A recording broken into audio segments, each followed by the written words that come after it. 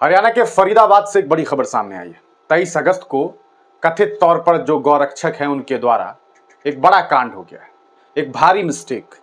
अक्सर मुसलमानों को पकड़ते थे और गौ तस्कर के आरोप लगा करके, गौ तस्करी का आरोप लगाकर उनके साथ लड़ाई करते थे, झगड़ा करते थे, उन्हें पीटते थे, मारते थे और कई बार तो जान भी ले लिया है। आप तमाम लोग बेहतर जानते हैं। अभी कुछ ही दिनों पहले आपने खबर सुनी थी ना कि किस तरह से हरियाणा में दादरी इलाके में एक साबिर मलिक नाम के व्यक्ति को कुछ लोग उठा करके ले गए कि काम है तुमसे, और काम के नाम पर ले जा करके उन्हें गाय खाने के आरोप लगाकर, गाय का मांस खाने का आरोप लगा करके उन्हें मारते हैं और मारते मारते मार देते हैं।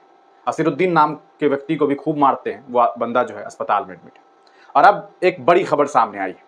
आज से लगभग 9-10 दिन पहले का मामला है। 23 अगस्त को फरीदाबाद में जो हरियाणा का जो इलाका है, वहाँ का एक नौजवान बच्चा जो अभी नाबालिग है, वो लड़का अपनी गाड़ी डस्टर से जा रहा था हाईवे पर, और इसी दरमियान कुछ कथित गौ तस्करों को लगा कि ये जो व्यक्ति जा रहा है ये गौ तस्करी करने वाला है, और उसने उस गाड़ी के ऊपर हंगामा काटना शुरू किया। गाड़ी में बैठा हुआ जो लड़का था उसे लगा कि उसके साथ कहीं कुछ गलत तो नहीं होने वाला है, और वो इस चक्कर में गाड़ी को और स्पीड कर लेता है और भागने की कोशिश करता है। इधर इन लोगों को लगता है कि उसके अंदर कोई गौ तस्कर है और ये लोग गोली चलाते हैं। गोली चलाते हैं, लगता है एक लड़के को, उसके गर्दन में गोली लग जाती है। गाड़ी रुकती है, ठहरती है। ये गौ तस्कर, जो सो कॉल्ड गौ तस्कर है, ये दौड़ते हैं। गौरक्षक, सॉरी, गौ तस्करी को रोकने वाले लोग, गौरक्षक, ये लोग दौड़ते हैं। दौड़ते दौड़ते पहुंचते हैं और उसके बाद उन्हें रोकते हैं। सोचते हैं कि अंदर कौन है, जाते हैं और फिर बंदूक की गोली से एक और गोली मारते हैं। उस वक्त उस लड़के के सीने में गोली लगती है, उसकी मौत हो जाती है। उसी बीच उस गाड़ी के अंदर कुछ महिलाएं होती है, वो जब शोर करती है तब इन गौरक्षकों को, सो कॉल्ड गौरक्षकों को ये लगता है, जो उन्हें लगता है कि यार ये क्या हो गया, ये इसमें महिलाएं कहाँ से आ गई, और वो लोग वहां से दौड़ जाते हैं, निकल जाते हैं। उस लड़के की डेथ हो जाती है। प्रशासन को खबर पहुंचती है। उसके बाद पुलिस प्रशासन इस पूरे मामले पर लगातार इन्वेस्टिगेशन कर रही थी, और अब यह खुलासा हुआ है कि सो कॉल्ड गौरक्षकों ने गौ तस्कर समझ करके उस लड़के पर गोलीबारी कर दी और उसकी मौत हो गई। वो लड़का मुसलमान नहीं है, वो लड़का हिंदू समुदाय से ही है। सोचिए उस परिवार पर क्या गुजरी होगी।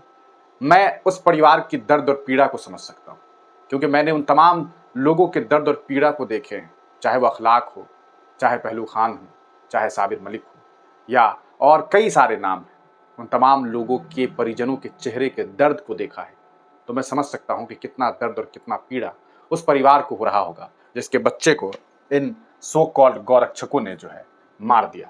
आपको बताते चले एक खबर जो सामने आई, और वो खबर है 23 अगस्त को, जो कि हरियाणा से सामने आती है। ये वो गाड़ी है, और हरियाणा के फरीदाबाद में जो है इस डस्टर कार पर हमला किया जाता है और एक लड़के की मौत हो जाती है, जिसका नाम है आर्यन मिश्रा, जो महज अभी समझ लीजिए कि 16 साल 17 साल इस लड़के की उम्र थी, और ये गौ तस्कर समझ के 12वीं के छात्र की हत्या कर दी। 4 लोग अरेस्ट हुए। पटेल चौक से दिल्ली आगरा हाईवे के गधपुरी टोल तक करीब 10 किलोमीटर पीछा कर 12वीं के छात्र आर्यन मिश्रा की हत्या में नया मोड़ सामने आया है। पुलिस सूत्रों का कहना है कि छात्र की हत्या रंजिश में नहीं हुई, बल्कि कथित गौरक्षकों ने की थी। क्राइम ब्रांच टीम ने 4 आरोपियों को अरेस्ट किया है।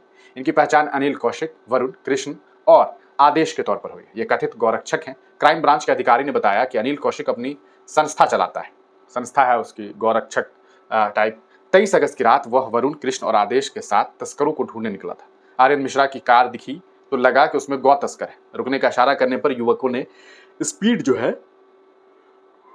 बढ़ा दी। इससे लगा कि वे तस्कर ही हैं।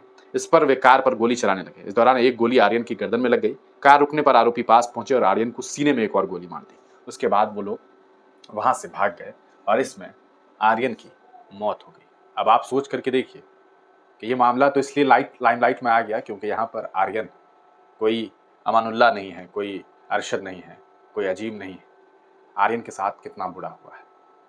मैं इस दर्द को समझ सकता हूँ, इस पीड़ा को समझ सकता हूँ। सवाल ये उठता है कि आखिरकार ये गौ रक्षा करने वाले ये जो दल के लोग हैं, जो फर्जी दल बना करके आतंकियों की तरह लोगों पर हमला कर दे रहे हैं, कथित तौर पर अपने आप को बड़ा रक्षक समझते हैं, लेकिन रक्षक के नाम पर भक्षक बने हैं और इसी तरह गोलीबारी कर रहे हैं।